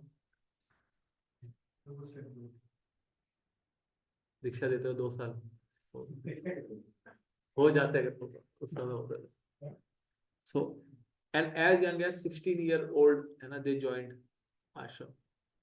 अब क्योंकि सब नए नए होते थे तो सब क्या करते थे, बहुत मतलब प्रोपास के लिए मतलब बहुत हेडेक भी क्रिएट करते थे। एक बार फिर भी प्रोपास क्या करते थे, उनको लगाए रखते थे, किसी को भी प्रोपास त्यागते नहीं थे। कुछ ऐसे भी सन्यासी हुए जो प्रोपात के सामने ही जिनका क्या हो गया, पतन हो गया।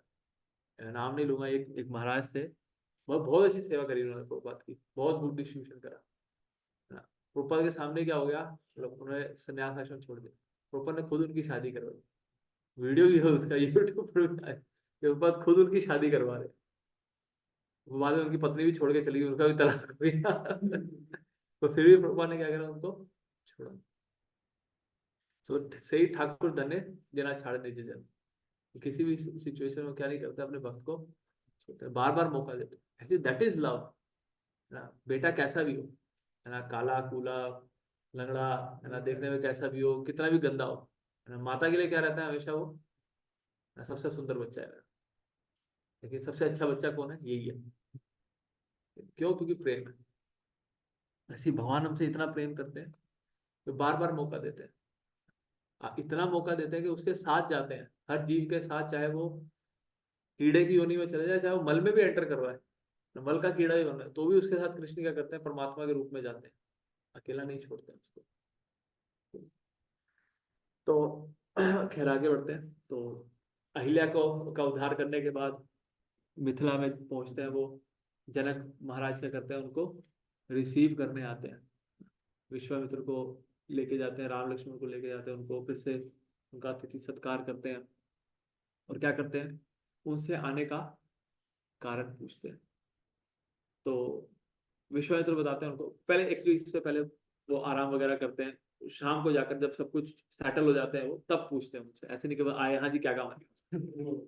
उनको उपयुक्त जो जो अतिथि सत्कार होता है, उनको नहाने धोने के लिए, रहने के लिए उनको क्वार्टर्स देते हैं, जब वो खा पी लेते हैं, रेस्ट कर लेते हैं, फिर उनके बाद शाम को जाते हैं, फिर पूछते हैं कि आप किस, मतलब क्या ऐसा है जो हम आपकी सेवा कर सकते हैं। तो विश्वामित्र बताते हैं कि आपके पास शिव जी का क्या है, एक प्राचीन धनुष है, उसको क्या करिए आप, हम उसको देखना चाहते हैं, और उसकी कथा भी बताइए आप। तो जनक महाराज बताते हैं कि ये जो धनुष है ये शिव जी का था। एक बार जो देवता होते हैं वो क्या करते हैं, शिव जी के खिलाफ खड़े हो जाते हैं, उनके खिलाफ उनसे युद्ध करने आ जाते हैं। तो शिव जी इस धनुष का प्रयोग करने ही वाले होते हैं, अभी बाण चलाया नहीं होता, अभी सिर्फ खींचा ही होता, ट्विग मतलब उसको, मतलब बस प्रत्यंचा चढ़ा कर उसको स्टिक, मतलब उसको बस, क्या बोलेंगे उसको, खाली, है ना, खाली खाली धनुष चलाया होता है सिर्फ, है ना। तो उसी में सारे देवता लोग क्या होता है, समझ जाते हैं कि मतलब, है ना, गलत व्यक्ति से पकड़ रहे हैं, शिव जी बहुत महान है। तो शिव जी क्या करते हैं, शिव जी वो उनको पैसिफाई होते हैं, और उनको क्या कहते हैं, उनको ये धनुष दे देते हैं, और ये धनुष फिर इंद्र के थ्रू होता हुआ जनक महाराज के पूर्वजों के थ्रू इनके पास आता है। और जनक महाराज बताते हैं कि कैसे उनका कोई उत्तराधिकारी नहीं था, तो उत्तराधिकारी की, मतलब की खोज में वो क्या करते हैं, एक ऋषि उनको बताते हैं कि आप क्या करिए, हल जोतिए आप। जब हल जोतते हैं अपनी भूमि पर, तो उनको सीता की प्राप्ति होती है, और वो इतनी सुंदर होती है सीता, है ना, कि उनके लिए कोई साधारण मनुष्य वो विवाह के योग में सोच भी नहीं सकते। तो ये स्वयंवर की शर्त रखते हैं कि जो इस धनुष को उठाकर, है ना, इसके ऊपर प्रतिष्ठा चढ़ाएगा, उसको क्या करेंगे, उसको मैं सीता से विवाहित करूंगा। तो आज तक कितने, मतलब जनक बताते हैं कि आज तक बहुत सारे राजा आए, मतलब कितने आए कितने गए, हमने बहुत बार अरेंजमेंट करा, सीता को भी हाथ में मैंने माला पकड़ाई कि हो सकता है इनमें से कोई अगर उठा लेगा तो वो पति हो जाएगा। हर बार वो माला क्या करी, सीता ने साइड में रखनी पड़ी, कोई आज तक नहीं उठा पाया। तो जनक महाराज क्या करते हैं, ऑर्डर देते हैं, 300 हट्टे कट्टे, है ना, जो योद्धा होते हैं वो क्या करते हैं, एक गाड़ी पर उस, एक मतलब व्हील कार्ट पर उसको क्या करते हैं, उस रथ को लेकर आते हैं।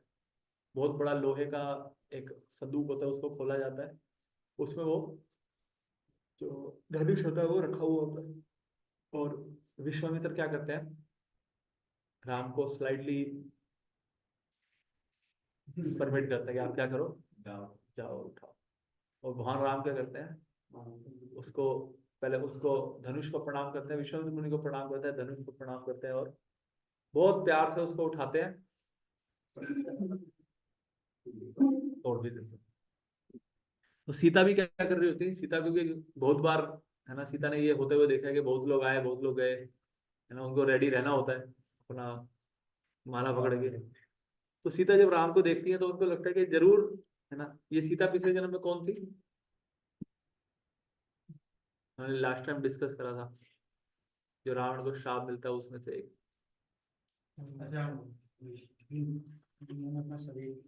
ऑनलाइन किसी को याद है, who was Sita in in her previous birth?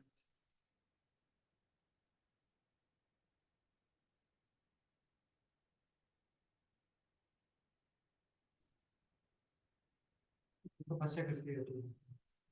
Vedvati.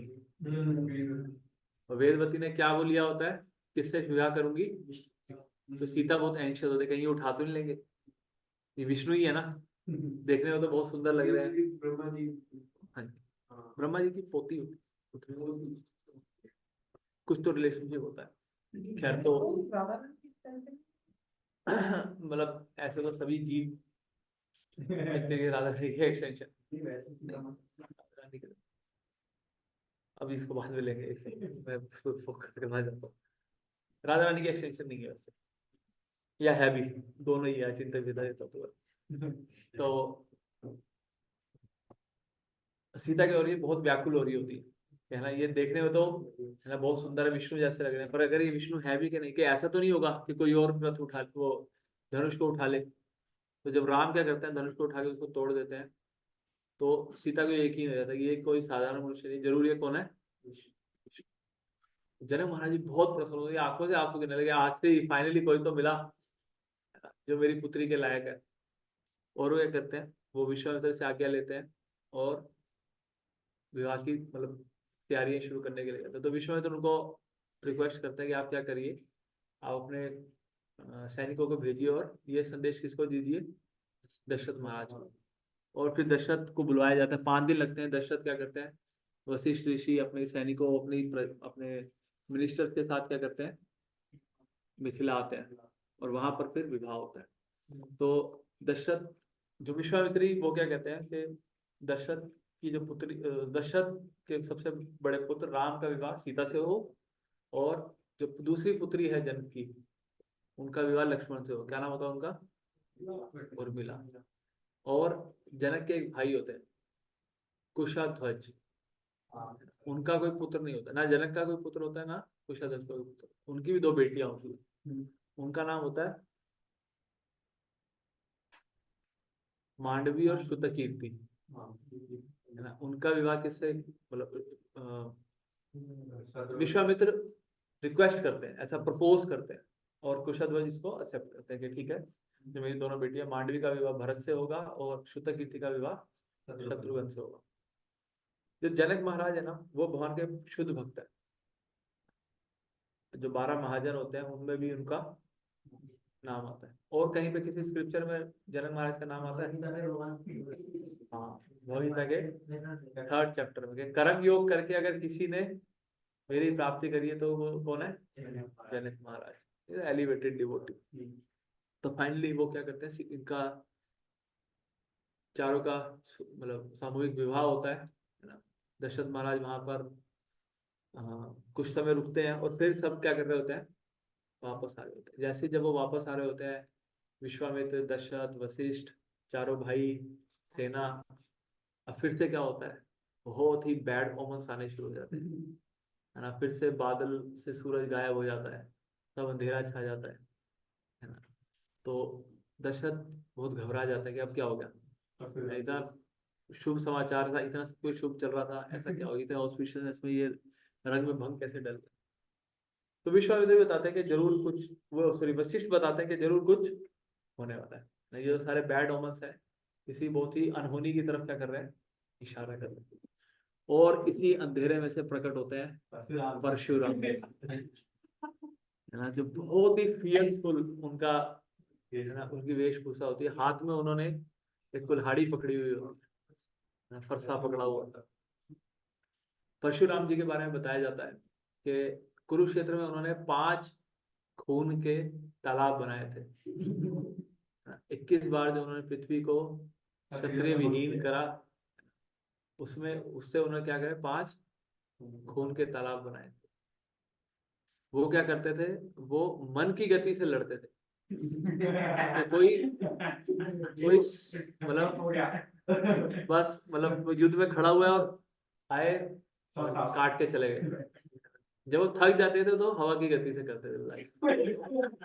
ऐसा परशुराम जी, कोई उनका एक्चुअली इतने फियर्सफुल थे कि कोई सोच ही नहीं सकता था कि, और जैसे क्योंकि दशरथ भी क्या करते थे, दशरथ भी जानते थे कि परशुराम क्या है, बहुत खतरनाक थे। जैसे वो परशुराम के आने की सूचना मिलती है इस तरफ आ रहे, तो विवाह करने बैठ जाते थे।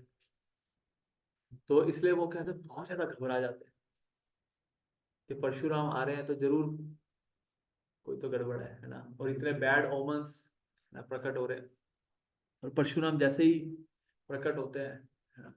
सभी जो बाकी सेजिस होते हैं वो क्या करते हैं, जो दशरथ के साथ होते हैं वो क्या करते हैं, परशुराम को प्रणाम करते हैं, उनका स्वागत करते हैं, वेलकमिंग वर्ड्स बोलते हैं, बैठने के लिए स्थान देते हैं। परशुराम ध्यान नहीं देते।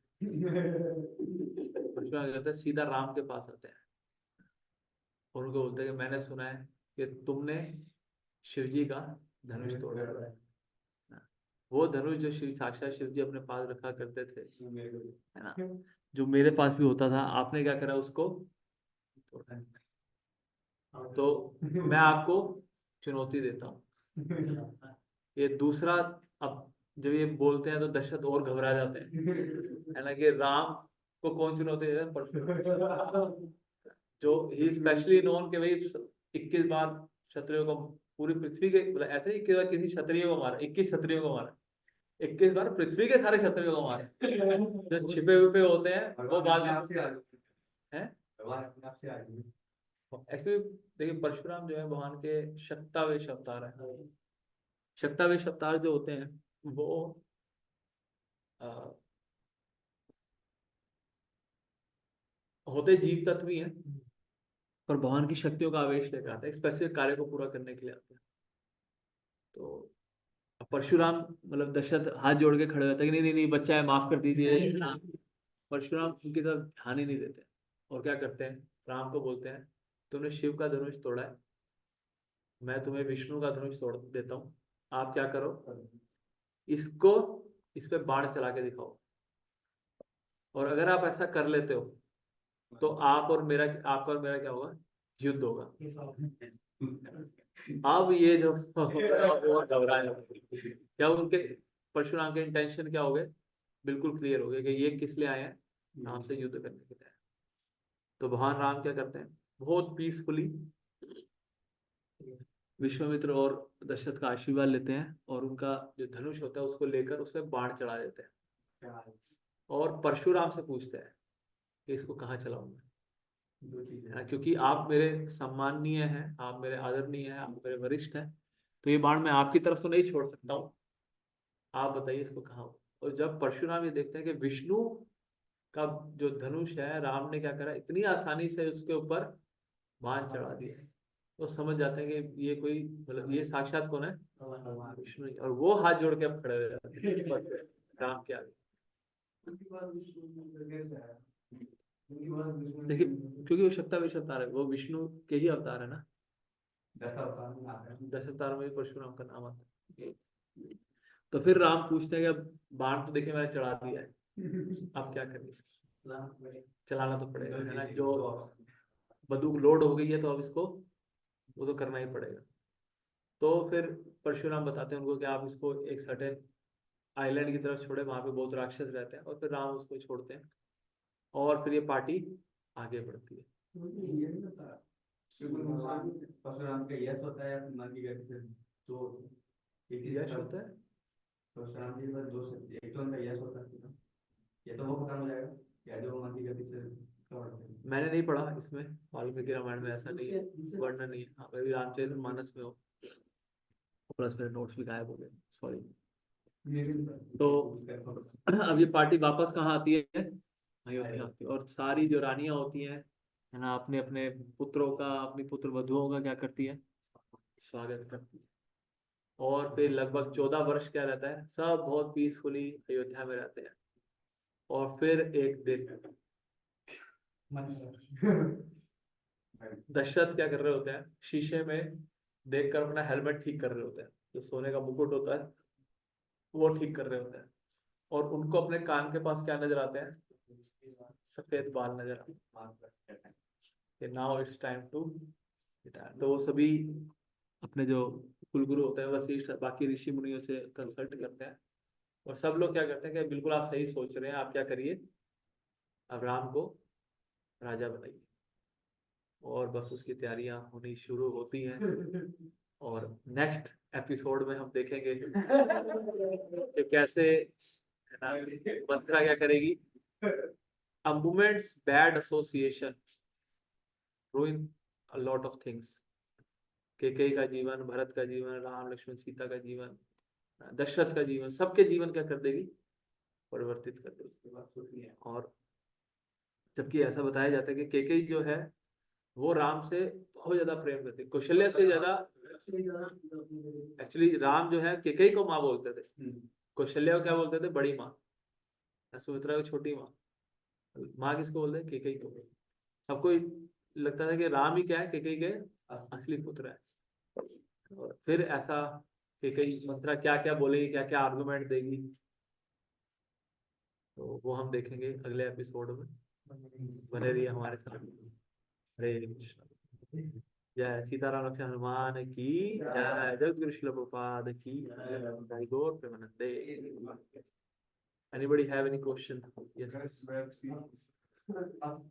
एक्चुअली है ना, देखिए सही में भगवान की लीलाएं जो है ना बहुत अद्भुत, सुनने में बहुत आनंद है।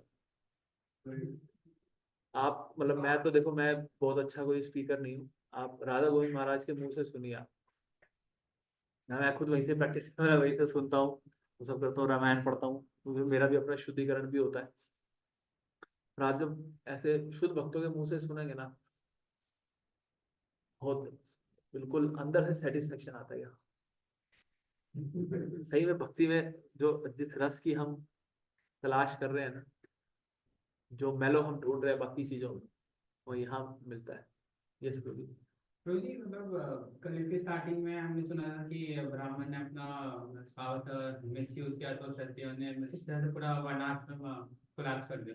पर प्रभु जी जब परशुराम 21 बार क्षत्रियों का नरसिंह गया तो तभी जो पूरा कास्ट सिस्टम है वो तो तभी कोलैप्स कर गया था। देखिए मल्टीपल टाइम्स होता है, ऐसा नहीं होता कि एक बार हुआ तो अब। आप देखो हम भी पढ़ाई करते हैं फिर भूल जाते हैं, फिर दोबारा पढ़ना, फिर रिवाइज करना पड़ता है, फिर भूल जाते हैं। ठीक है? तो ऐसे ही ये चीजें, मतलब कोई भी चीज ना मेंटेन नहीं रहती, मेंटेन करना पड़ता है। ठीक है? और मेंटेनेंस में सबसे ज्यादा एफर्ट जाता है। ठीक है? तो ऐसे ही ये अलग अलग टाइम पर धर्म का नाश होता है ना। तो भगवान क्या करते हैं, भगवान अवतरित होते हैं या अपने किसी भक्त को भेजते हैं इस मोटिव को पूरा करने। यदि परित्रणाय साधुना विनाशाय तु दुष्कृताम धर्म संस्थापनार्थाय संभवामि। तो परशुराम भी इसको फुलफिल करने के लिए आते हैं। तो अलग अलग युग में अलग अलग तरीके से भगवान उसको, कलयुग में आए चैतन्य महाप्रभु के रूप में। आप मारने नहीं आए किसी को, अंदर की आसुरिक मेंटेलिटी को मारने आए। जो अगर मारने आए होते तो अब तक तो सब पॉपुलेशन जीरो हो जाती है।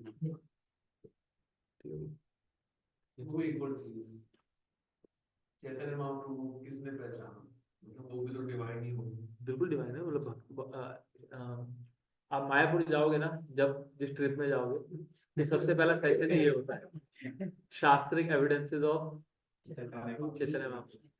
तो ऐसा बहुत जगह शास्त्रों में, महाभारत में, पुराणों में, भागवतम में चैतन्य महाप्रभु का डिस्क्रिप्शन, कब आएंगे, उनके माता पिता का के नाम क्या नाम होगा, किस जगह आएंगे। ठीक है ना।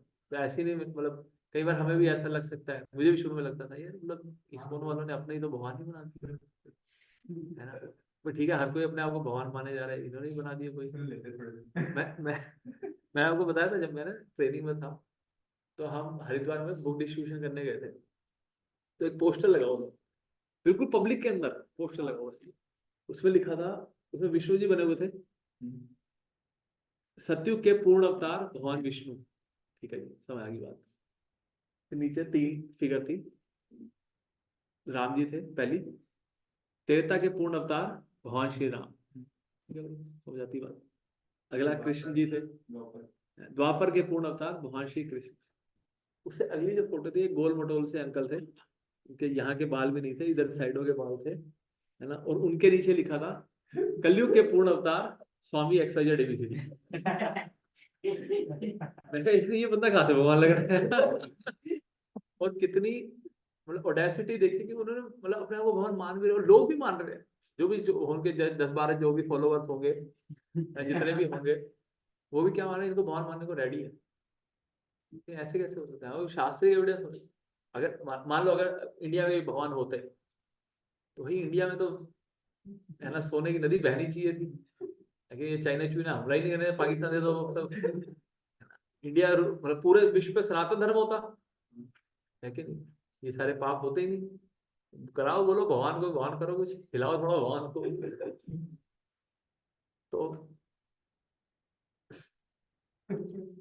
तो ऐसे शास्त्रीय एविडेंस भी होते हैं, भगवान ऐसे नहीं आते। जैसे अब कल के अवतार भी जो आएंगे उनके शास्त्रीय एविडेंस कहाँ आएंगे, कब आएंगे, उनके माता पिता का क्या नाम होगा, ठीक है।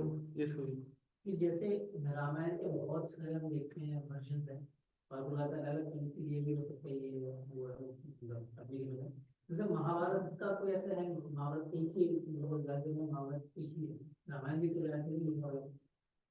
नहीं रामायण वाल्मीकि का लिखा हुआ है, वाल्मीकि तो उसको मतलब अच्छा ठीक है, अलग अलग अलग तो महाभारत का तो मुझे लेकिन क्योंकि हर कल्प में तो व्यास देव के लोग, जैसे इसमें कुछ रहता है व्यास देव। निश्चित तौर पर महाभारत तो हर बार अलग अलग होती होगी, क्योंकि भगवत गीता में भी भगवान अर्जुन को कंफर्म करते हैं कि बहुत बार आपका भी जन्म हो चुका है, मैं भी अब तक आपको याद नहीं है, तो हो तो चुकी है, अब हमें मिलता नहीं है, इतना बड़ा ग्रंथ है एक तो देखिए, मतलब तो अब क्यों नहीं मिल रहा है ये तो मैं नहीं बता सकता, पर हुआ तो निश्चित तौर पे हुआ तो बहुत बार होगा। क्योंकि भगवान भी कहते हैं एक ही बार आते हैं ब्रह्मा जी को। ब्रह्मा जी के एक दिन में एक बार आते हैं, हजार के दिनों से एक से दिन में आते हैं, अपनी दुनिया में और बाकी खुद नहीं आते हैं, मतलब भगवान अलग का अलग फॉर्म इनकारनेशन आते हैं। श्याम सुंदर कृष्ण नहीं आते, वासुदेव कृष्ण आते हैं। ऑनलाइन भक्तों में से किसी का प्रश्न है कोई? लॉजिस्टिक सपोर्ट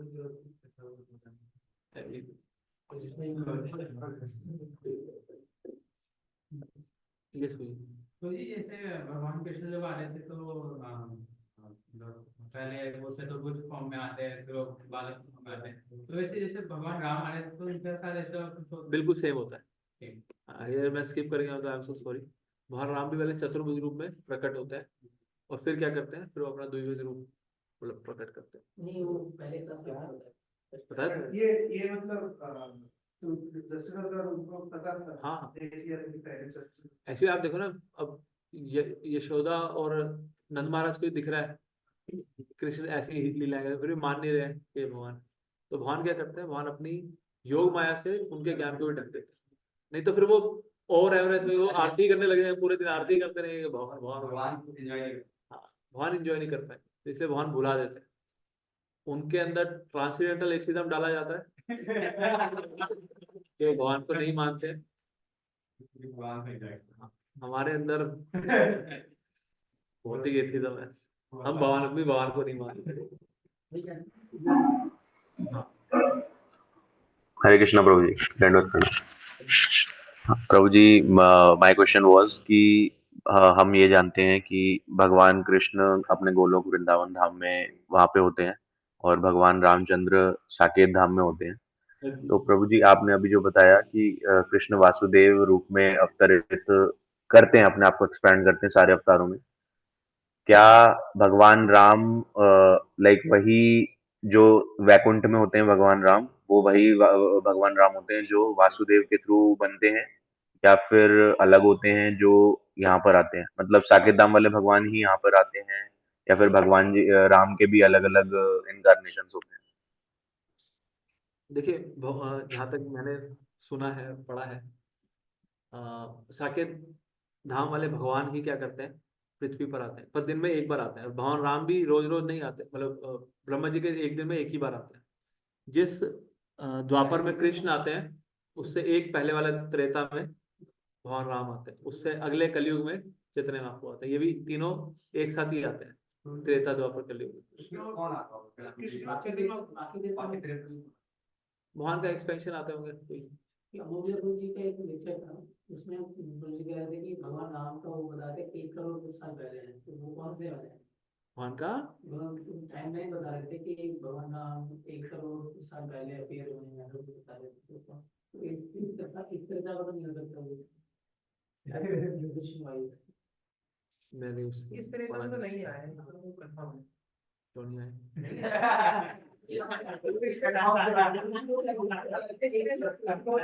बता रहे थे 1 करोड़ साल पहले भगवान राम का, इस त्रेता में तो बैठ नहीं रहे क्योंकि लाख में होगा इस त्रेता के लिए, तो ठीक है, चेक करके आपको बता दूंगा। इस त्रेता में नहीं, मतलब जो मेरे को नॉलेज है इसी त्रेता युग में ही आए हैं। नहीं आए होंगे, भगवान राम तो आए ही होंगे, तो वो कौन से जैसा बता रहे थे वासुदेव Expansion है वो। श्याम सुंदर देव। ये मतलब ठीक है, इंट्रिकेसीज है, मतलब मेरे को इसके बारे में पता नहीं है, मतलब मैं चेक करके आपको बता सकता हूँ कि भगवान राम भी कैसे एक्सपैंड करते हैं, ठीक है धैर्यपु, आई लेट यू नो। जी प्रभु जी। विष्णु अवतार कौन से होते हैं और वासुदेव अवतार कौन से होते हैं, ये मुझे समझना था प्रभु। ठीक है, I share a document with you. Okay प्रभु जी। Actually, वो ऐसे बहुत बड़ी मतलब उसके ऊपर प्रॉपर क्लास हो जाएगी। भगवान कृष्ण क्या करते हैं, मतलब भगवान कृष्ण भी अलग अलग तरीके से एक्सपैंड करते हैं। एक तो देखो मतलब टोटल भगवान के 6 अवतार 6 तरीके के अवतार होते हैं। पुरुष अवतार, युग अवतार, गुण अवतार, लीला अवतार, मनवंतर अवतार, शक्ताविश अवतार, PGLSMY। एक लिंक डाल दूंगा अभी उस पर। और उसके मतलब उसके बावजूद भी, इसके अलावा भी भगवान के 100 अंश, विभिन्न अंश है ना, वो होते हैं।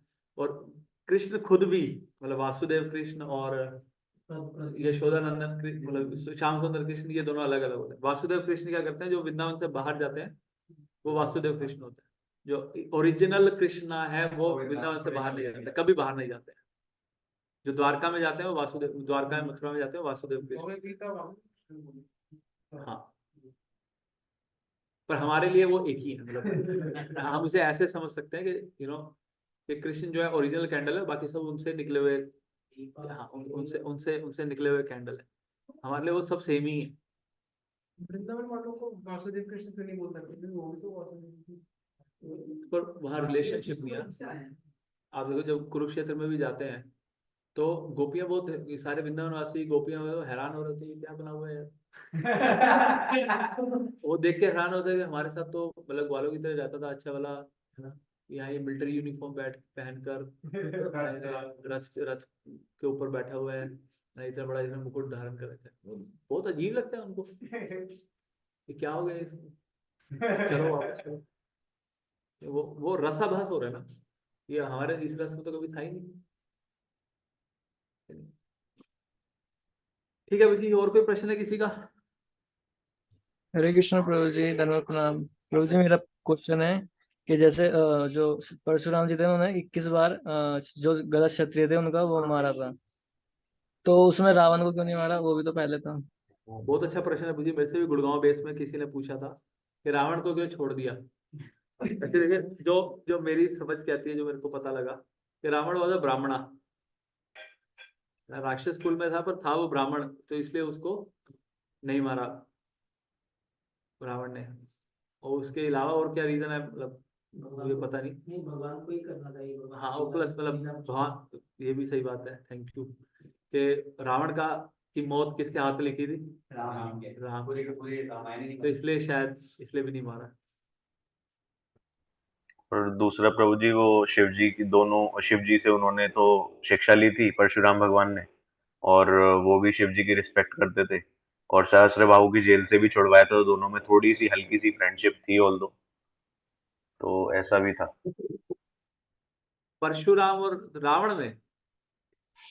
हाँ, काइंड ऑफ कि शिव जी ने परशुराम भगवान को बोला था कि मेरा परम भक्त रावण सहस्त्र अर्जुन की जेल में है, तो आप उसको छुड़वाइए, और ऐसा कुछ करके, जितना याद कर पा रहा हूँ। मेरे को ये तो पता है कि हाँ, कर्तवीर अर्जुन जो सहस्त्रबाहु थे उन्होंने रावण को बंदी बना रखा था, उनके बच्चे उनको खेला करते थे उनके साथ। मैं वो चेक करके इसको बता पाऊंगा, पर डेफिनेटली मतलब भगवान चाहते थे कि राम के हाथों ही रावण का वध हो, तो इसलिए भी नहीं मारा। और प्लस रावण जो था वो ब्राह्मण कुल में था, क्षत्रिय नहीं था। मतलब फ्रेंडशिप नहीं थी, लेकिन Ravan use to respect Parshuram a lot, क्योंकि वो शिव जी के भक्त थे। ये तो करते ही होंगे खैर, ऐसे व्यक्ति से कौन पंगा लेगा।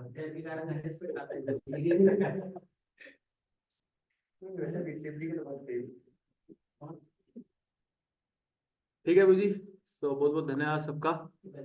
तो जो भी ऑनलाइन भक्त है उनको हम प्रसाद की फोटो भेज देंगे। हरे कृष्ण। जय गुरु श्री प्रभुपाद की जय।